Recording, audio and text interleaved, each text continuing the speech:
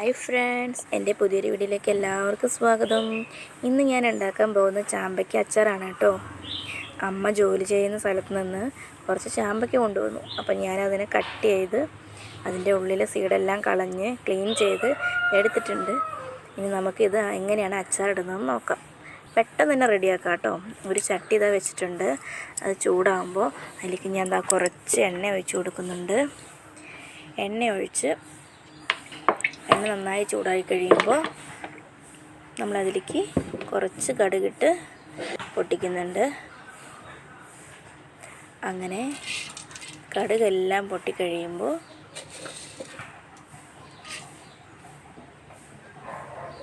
നമ്മളതിലേക്ക് ആവശ്യത്തിന് കറിവേപ്പില ഇട്ട് കൊടുക്കുന്നുണ്ട് കേട്ടോ.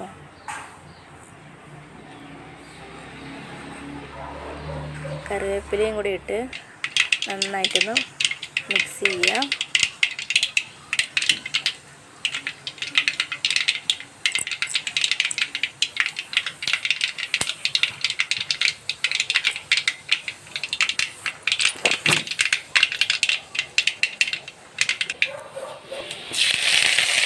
കറിവേപ്പില ഇതാ നന്നായിട്ടൊന്ന് ഫ്രൈ ആയി വരുന്ന സമയത്ത് നമുക്കതിലേക്ക് പൊടികൾ ചേർത്ത് കൊടുക്കാം കേട്ടോ.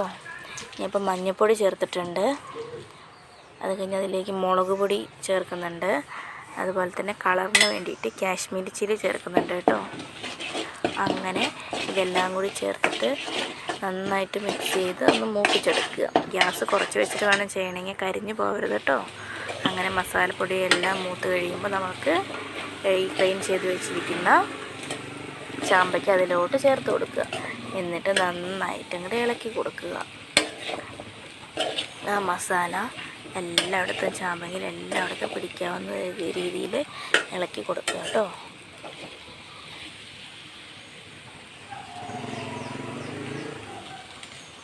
ഞാൻ അത്യാവശ്യം നന്നായിട്ട് ഇളക്കി മിക്സ് ചെയ്തിട്ടുണ്ട്. നമ്മളിതിലേക്ക് ആവശ്യത്തിനുള്ള ഉപ്പ് ചേർത്ത് കൊടുക്കുക കേട്ടോ. എന്നിട്ട് നന്നായിട്ട് ഇളക്കി കൊടുക്കുക. അതിനുശേഷം ഒരു ചെറിയൊരു ഗ്രേവി പോലെ വേണം. അപ്പോൾ അതിനായിട്ട് നമ്മൾ കുറച്ച് വെള്ളം ചേർത്ത് കൊടുക്കുന്നുണ്ട് കേട്ടോ. വളരെ കുറച്ച് വെള്ളം അത് ഒഴിച്ചിട്ട് നന്നായിട്ട് മിക്സ് ചെയ്യണം.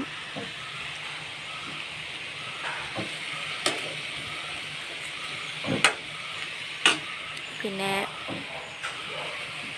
വിനാഗിരി, കുറച്ച് വിനാഗിരിയും കൂടി നമ്മൾ ചേർക്കാൻ ഉദ്ദേശിക്കുന്നു. പക്ഷേ വിനാഗിരി കഴിഞ്ഞിരിക്കുകയാണ്. പക്ഷെ വാങ്ങിച്ചിട്ട് ഞാൻ ചേർത്ത് കൊടുക്കുന്നതായിരിക്കും ഇതിൽ. അതുപോലെ തന്നെ കായപ്പൊടിയും കൂടി ചേർക്കണമായിരുന്നു. അത് ഇതിനകത്ത് ഞാൻ കാണിക്കാൻ വിട്ടുപോയി. കായപ്പൊടിയും കൂടി ഞാൻ ചേർത്ത് കൊടുക്കുന്നുണ്ട് കേട്ടോ. അപ്പോൾ കുറച്ച് വിനാഗിരിയും കൂടി ചേർത്തിട്ടുണ്ട്. നന്നായിട്ട് മിക്സ് ചെയ്യുക. മസാലയെല്ലാം നന്നായിട്ട് എല്ലാത്തിലും പിടിക്കാവുന്ന രീതിയിൽ ഇളക്കി കൊടുക്കുക. നന്നായിട്ട് മിക്സ് ചെയ്തിട്ടുണ്ട്.